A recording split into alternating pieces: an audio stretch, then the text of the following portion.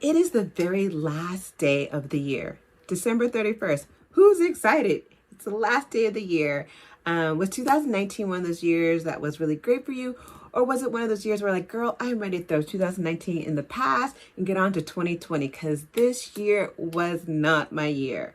Either way it goes, whether it was an amazing year for you, you're ready to rock into 2020, or it was one of those years where like, bye girl, we out. The other way to 2020. Either way it goes, it is a time where people start going out with the old, in with the new. You know, I'm going to be a new person. It's going to be my year. Woo, woo, woo. And that's why I got my outfit on because I'm like, I'm ready to party. But that being said, New Year's Eve, which is today, also happens to be one of those days where I hate going out.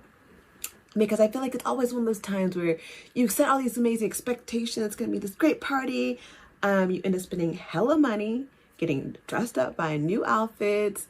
It's usually hella cold. And it seems anticlimactic. So years ago, I actually started not going out for New Year's Eve and spending time at home or somewhere else and creating my own self-care New Year's Eve plan. So I said, why not share with you guys a couple of ways that you can spend your New Year's Eve in a self-care manner. So just a thought to give you guys some ideas in case you still don't have plans or if you want to ditch your plans to do something else.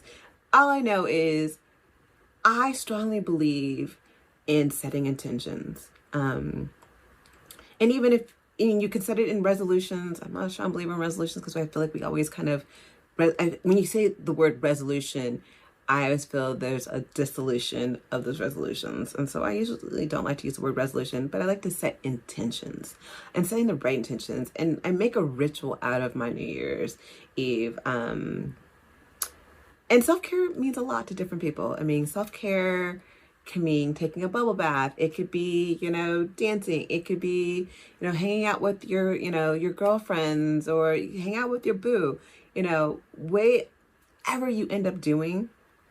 Think of it this way. Think of it as when you're on those planes and they're giving you the emergency speech that none of us really listen to, but you know the line where they tell you to put on your own mask first. That's what self-care is. Self-care is putting on your own mask first. Then you go help everyone else. But it's about taking care of you first and putting on that mask. So here are a few ways that I like to put on my own mask during the holidays and especially during New Year's Eve. One of the favorite things I like to do, and I did this last year, was do a staycation. Last year, I fooled everyone. I was like, I'm going away. I'm going here. The reality, I am really going away this year, so I am really gone this year. But last year, I told everyone, including my family, I'm going on a trip. I'll see you guys later. In reality check, I rented an Airbnb in San Francisco, hung out by myself, and had an amazing time Netflixing, chilling by myself, bubble bathing it, meditating it, cooking, and just loving and enjoying on me and kind of going in an internal and having my own personal private party. And that was for me everything. It's not for everyone, but it was a good way for me to kind of bring in the new year with the right mentality and again setting the right intentions. Another thing I love to do is to have a solo dance party. I have been doing this for years where New Year's comes along. I'm not watching the ball drop because I don't care about nobody's ball.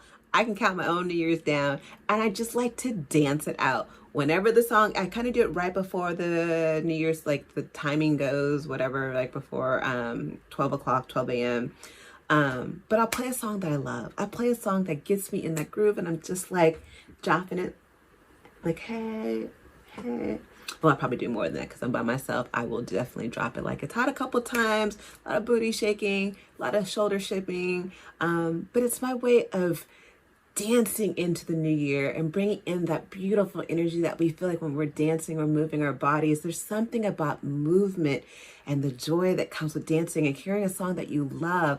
And there's no better way to, well, okay, there's other better ways because I'm about to tell you some other ways to do it.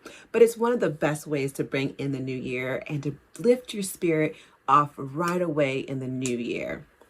And the other option to have is, if you're kind of going more internal and inside, is I like to create a let go and forgive ceremony.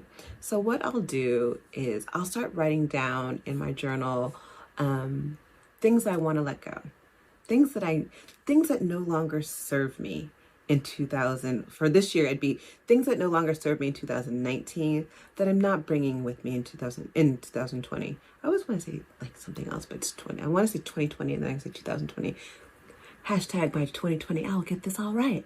With that being said, what I'll do is I'll write these things down. I'll write it down on a piece of paper, not in my journal, but I'll write it down on a piece of paper. So I write down all the things that no longer serve me that I want to let go in the next year.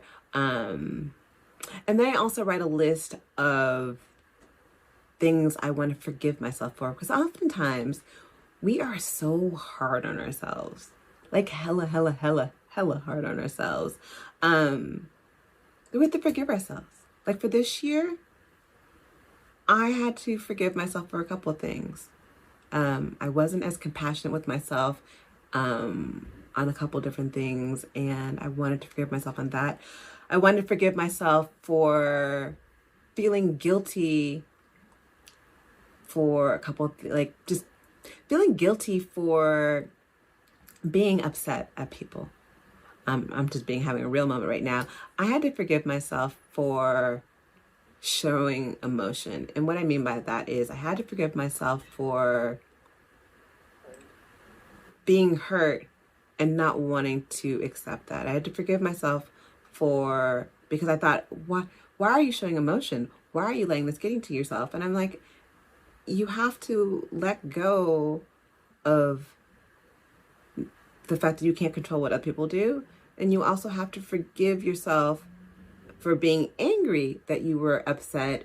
And it was like this whole spin of things. But long story short, I had to forgive myself for a lot of things this year. But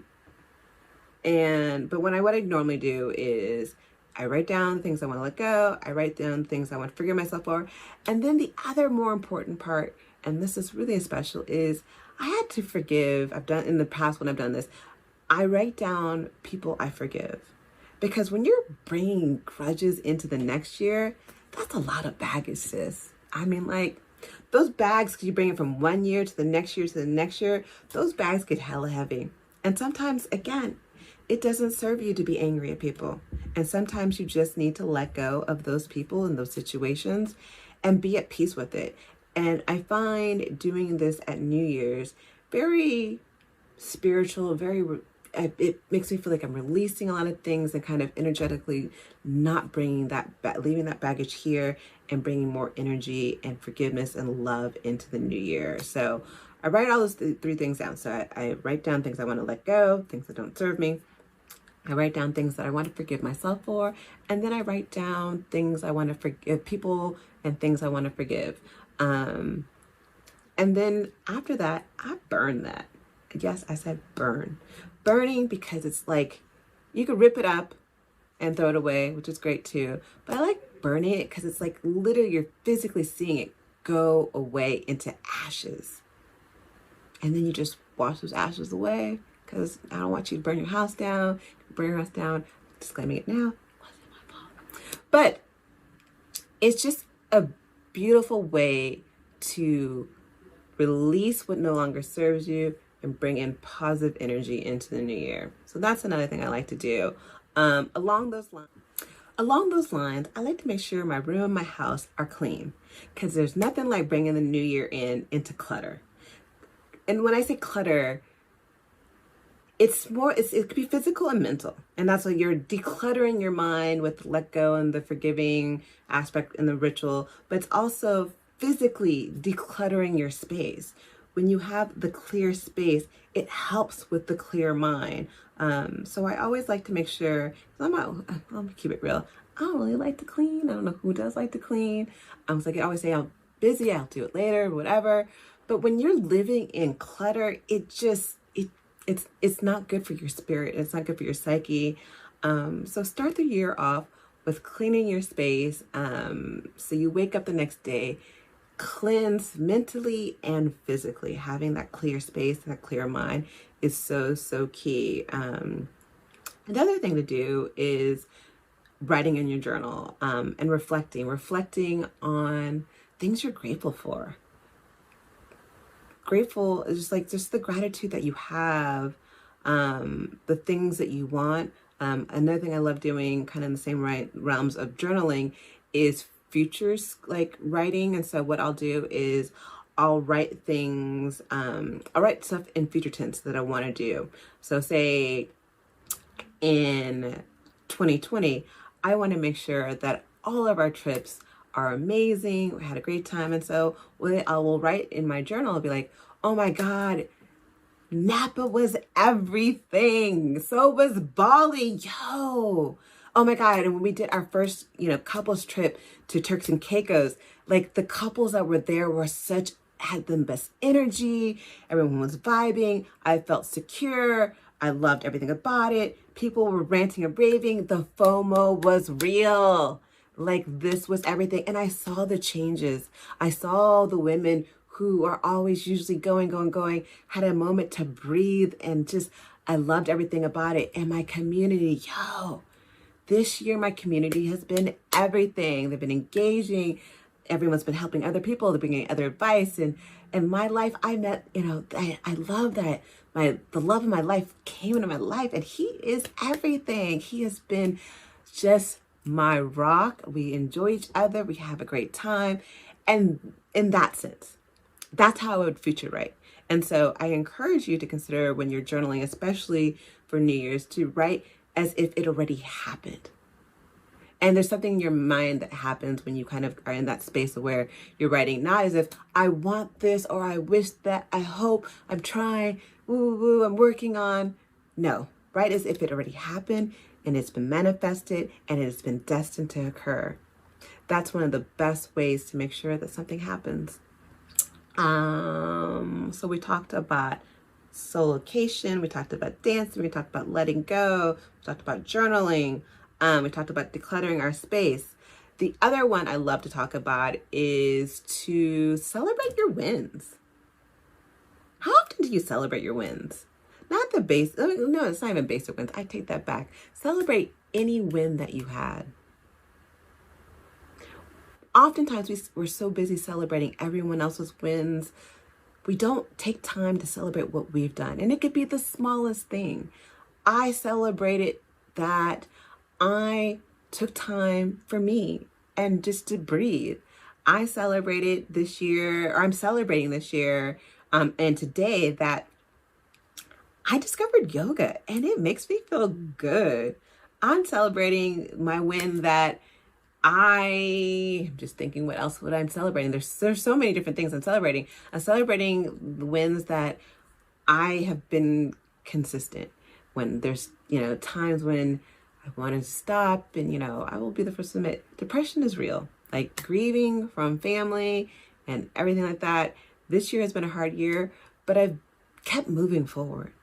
And I'm celebrating that. I'm celebrating that I've been able to connect with friends who I haven't seen in several years. And I love that I can celebrate wins like that. I'm celebrating wins that I'm just happy. And I learned how to wear makeup to some large degree. And I learned different ways to do my hair. Like just the littlest things in the world, that I was able to do a cleanse and get me back into wanting to be vegan again. Like whatever it is, celebrate your wins. You deserve to be honored. And if other people aren't honoring you, honor yourself, because that's the person who matters the most.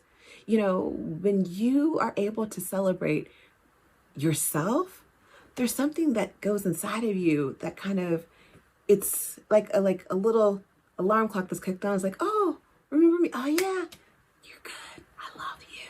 I love you. I love you. Like telling yourself, I love you and you're amazing. Because oftentimes we're so quick to say, oh man, you did this wrong, Danielle, and you messed up on that, and you messed up on this, and Danielle, you could have did that better. So take the time to celebrate you and the things that you've done that make you amazing.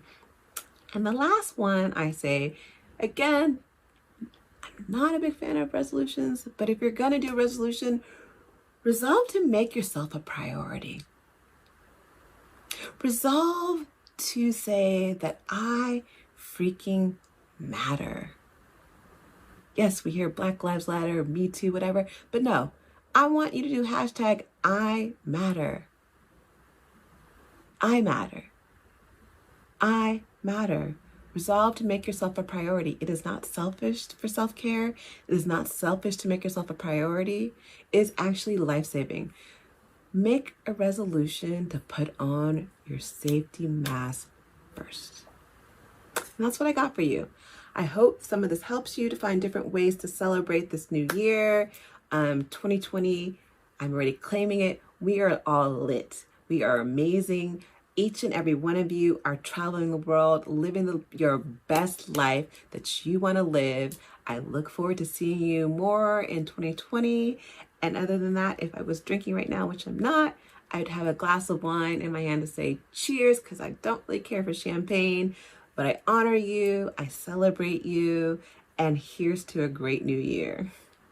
Ciao.